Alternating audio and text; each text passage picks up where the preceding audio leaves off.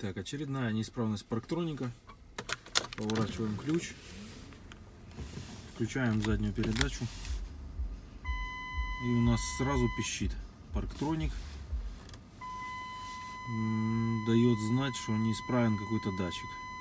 Сейчас пойдем продиагностируем задние датчики. Итак, задний левый датчик, слушаем.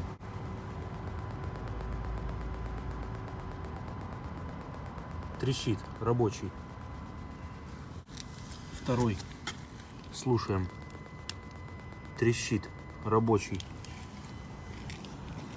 Третий, слушаем. Слабо, но трещит, рабочий. И крайний правый, слушаем. Не трещит. Неисправность в этом датчике. Диагностировал, не заводя машину, при включенной задней передаче. Задний ход у меня светится. Так, успокаиваем парктроник, выключаем его и идем разбирать задний правый датчик.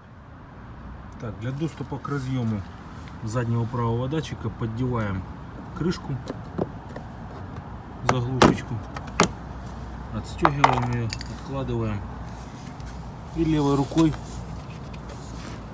добираемся к разъему. Отстегиваем разъем. Вот такого он у нас вида.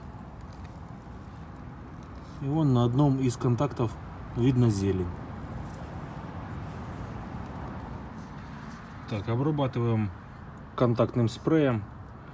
Я взял по производителю Presto. Задуваем в группу контактов и ждем порядка 15 минут.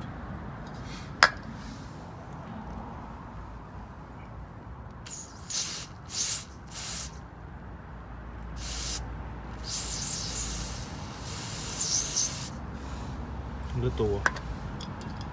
Ждем. В течение 15 минут устанавливаем разъем на место.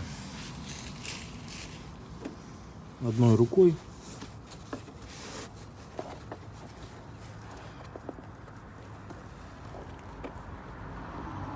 И защелкиваем его. Есть. Готово. И устанавливаем крышку на место.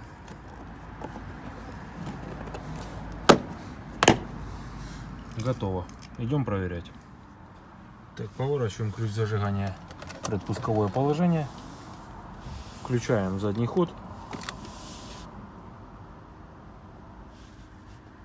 Все, парктроник не пищит.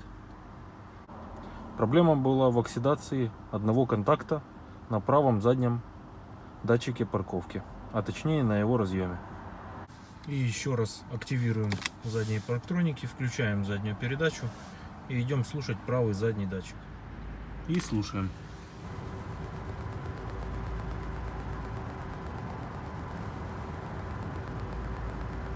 Датчик трещит, то есть он рабочий, исправный.